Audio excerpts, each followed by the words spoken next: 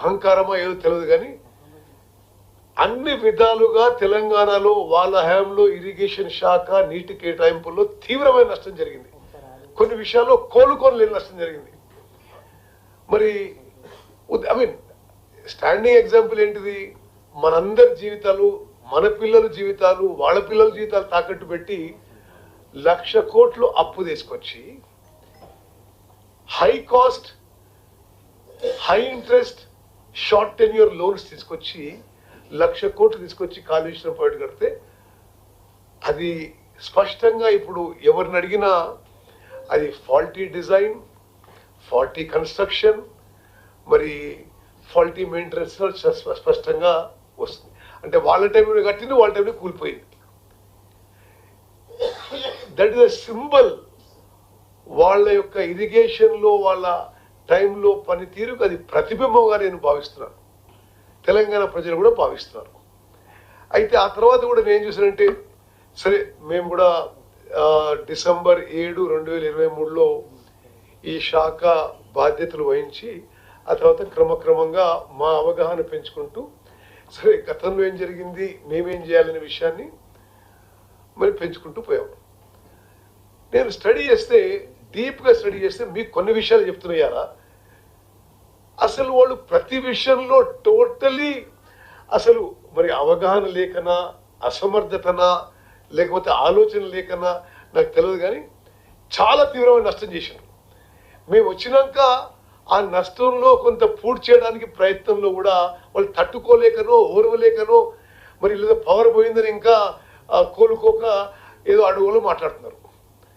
ఉదాహరణకి ఈరోజు హరీష్ రావు గారు గోదావరి టు బంకచెర్ల విషయంలో ఏదేదో మాట్లాడాడు. అసలు ప్రాజెక్టు కట్టినట్టు, నీళ్లు తీసుకుపోయినట్టు, మేమేం చేయనట్టు. అసలు ఇంకా ఆ ప్రాజెక్టు అంటే అది ఒక వర్డ్ అన్నాడు, అలా 200 TMCలను ఏపీ తరలించుకుపోతుంటే మీరు మౌనంగా ఎదుర్కొన్నారని. అసలు 200 TMCలు కాదు, 1 TMC కాదు, ఒక చుక్క నీళ్లు ఈ ప్రాజెక్టులో ఎవరు ఎక్కడికి తీసుకుపోలే. అదేమన్నా ఆయన ఆలోచన చేసి ఆయన లెటర్ రాసిండు, దాన్ని మేము కౌంటర్ లెటర్ రాసినాం. సో ఈరోజు ఆయన చెప్పిన విషయాలు పూర్తిగా అవాస్తవాలు, పూర్తిగా అబద్ధాలు. ఒక్క TMC నీళ్లు, ఒక్క చుక్క నీళ్లు గోదావరి బంకచెర్ల ప్రాజెక్టులో ఇటు నుంచి అటు కదలే, అటు నుంచి ఇటు కదలే. మేము విషయంలో చాలా అలర్ట్గా ఉన్నాం. నేను మీకు ఈరోజు మేము ఇప్పటికే కేంద్రంలో ఉన్న water resources minister CR Patil గారు, కేంద్ర ఆర్థిక శాఖ మంత్రివర్యులు నిర్మలా సీతారామన్ గారికి రాసిన లేఖ కాపీ కూడా మీకు విడుదల చేస్తున్నాము. చాలా స్పష్టంగా అందులో సిఆర్ పాటిల్ గారికి ఏం రాసామంటే, వాళ్ళు ఇట్లా ప్రపోజల్ పెట్టినట్టు తెలిసింది. ఆ ప్రపోజల్ వాళ్ళు ఫైనాన్స్ మినిస్ట్రీకి పెట్టారు, ఫైనాన్స్ మినిస్ట్రీ మీకు రాసింది, మీరు KRMB GRMBకి రాశారు. వాళ్ళు ఒపీనియన్ అడుగుతూ ఆ ప్రాజెక్ట్ విషయంలో మాకు అభ్యంతరాలు ఉన్నాయి, మేము మీడియా ద్వారా ఇతర సోర్సెస్ ద్వారా తెలుసుకున్న విషయాల్లో మేము దానికి అబ్జెక్ట్ చేస్తున్నాము. అది ఏపీ రీఆర్గనైజేషన్ యాక్ట్కి వ్యతిరేకం, ఆ ప్రాజెక్టు చట్ట వ్యతిరేకం, మేము అంగీకరించడం లేదు. దీనికి మాకు KRMB కానీ GRMB కానీ మాకు ఆ ప్రాజెక్టు వివరాలు కూడా తెలియజేయలేదు. So we're objecting to the proposals of Andhra Pradesh government అని చాలా స్పష్టంగా లిఖితపూర్వకంగా కేంద్ర వాటర్ రిసోర్సెస్ మంత్రికి, కేంద్ర ఫైనాన్స్ మినిస్టర్కి కూడా మేము తెలియజేయడం జరిగింది. సో వారు ఇందులో మాట్లాడిన మాటలు అన్నీ ఏం రెస్పాండ్ చేస్తాం, అసలు విషయానికే దాంట్లో ఏమీ అర్థం లేదు. ఆయన తతిమ ఏదేదో మాట్లాడిండు, అవన్నీ ఏపీ సీఎం కేంద్రానికి నిధుల కోసం రాసిండు. మరి రాసిండేమో, మరి అసలు దానికి అనుమతులు లేవు, కేంద్రం ఒప్పుకోలేదు, KRMB GRMB పర్మిషన్ లేవు, మేము దానికి ఆల్రెడీ అబ్జెక్ట్ చేస్తున్నాము. అదేవిధంగా నిర్మలా సీతారామన్ ఎక్కడి నుంచో పైసలు ఇస్తుంది అది అంటాడు.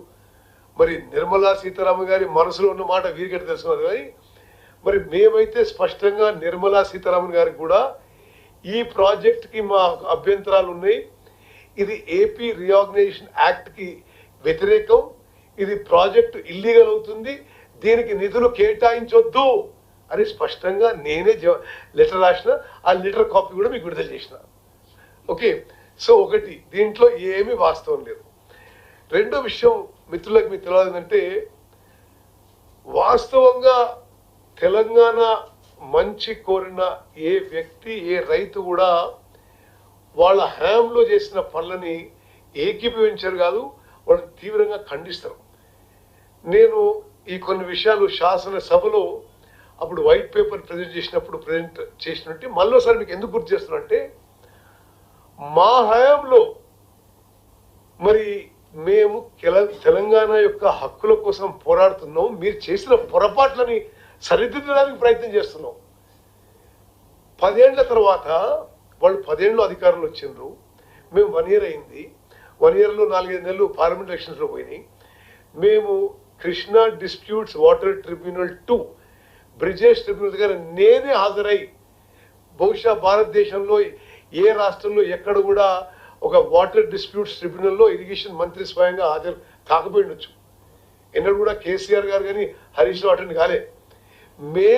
నేనే హాజరై మా వాదనలు బలంగా వినిపించి ఆ ట్రిబ్యునల్ని సెక్షన్ 3 కింద గతంలో తెలంగాణకి వీళ్ళు అంగీకరించిన నీటిని, వీళ్ళు అంగీకరించిన కేటాయింపులని పునరాలోచన చేసే విధంగా ఒప్పించినము అని మేము పోయి అలా చేసి వస్తే ఇది మా విజయం, మేము 10 ఏళ్ల పాటు చేసిన కృషి అని చెప్తున్నాం.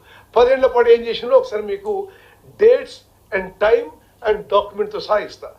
మీకు ఇప్పుడు ఇచ్చిన డాక్యుమెంట్లో ఇచ్చిందా అది శ్రీధర్ గారు, అందుకు ఇచ్చేసి మీకు కేంద్ర ప్రభుత్వం యొక్క మినిట్స్ ఆఫ్ ద మీటింగ్ కూడా ఇస్తున్నా.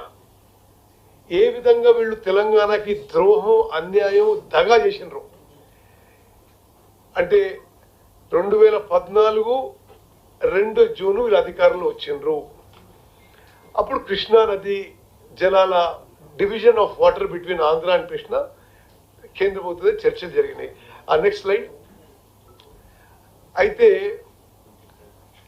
ఇది మీరు అంటే నేను డేట్తో సహా ఇస్తున్నా.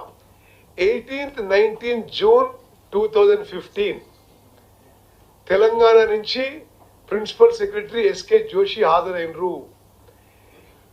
ఈ రోజు మేము 811 టీఎంసీలో మేము ఏమంటున్నాం, 70% మాకు రావాలి, 30% వాళ్ళకి ఇవ్వాలంటున్నాం. ట్రిబ్యునల్ మేము ఆర్గ్యూ చేసినాం. వాళ్ళ హ్యాంలో ఏమనుకున్నారు, డేట్ చూడండి మీరు.